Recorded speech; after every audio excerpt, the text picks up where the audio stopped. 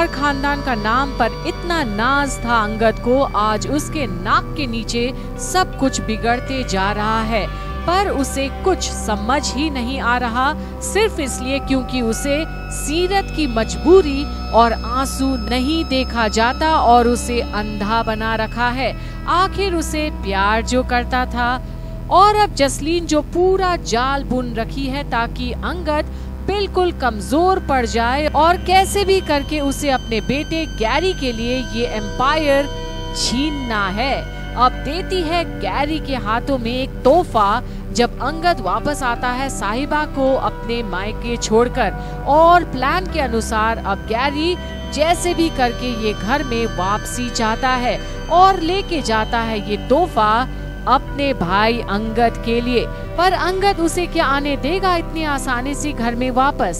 अब अंगद के रूम में मनबीर और इंदर उसका इंतजार करते हैं कि आखिर अंगद का बर्थडे पर कोई सेलिब्रेशन तो हुई ही नहीं, तो डिनर पर जाने का सोचते हैं। पर अंगद जाने से इनकार कर देता है, ये बोलकर कि उसका मन नहीं, और ये भी याद दिलाता है मनबीर को कि उसी ने सिखाया है अंगद को बचपन से ही उसकी जिम्मेदारियां उसके छोटे भाई बहन के खातिर प्रथम होनी चाहिए, क्योंकि वो घर का बड़ा है।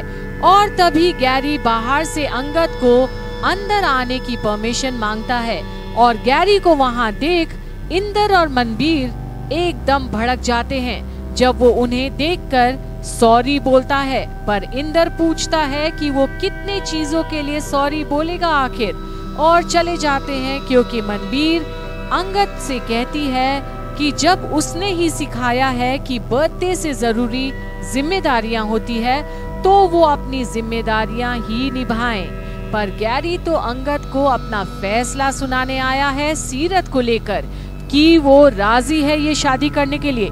पर अब अंगद गैरी को चौंका देता है ये बोलकर कि वो गैरी का फैसला का इंतजार नहीं कर रहा है, वो तो सीरत का जवाब सुनना चाहता है, और जब तक सीरत का जवाब हाँ में नहीं आता तब तक गैरी उस घर में नहीं रह सकता, क्योंकि उसका उस घर में रहना सिर्फ सीरत के हाथ में है अब।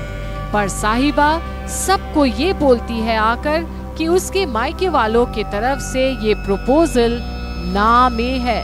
तो आखिर अब क्या सीरत अपना फैसला खुद लेगी और गैरी जैसा शख्स के साथ शादी करना चाहेगी?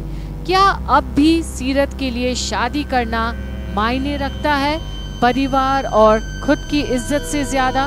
तो देखते रहिए आगे की कड़ी में आखिर अब साहिबा, अंगद, सीरत और गैरी के बीच में आखिरकार क्या होता है।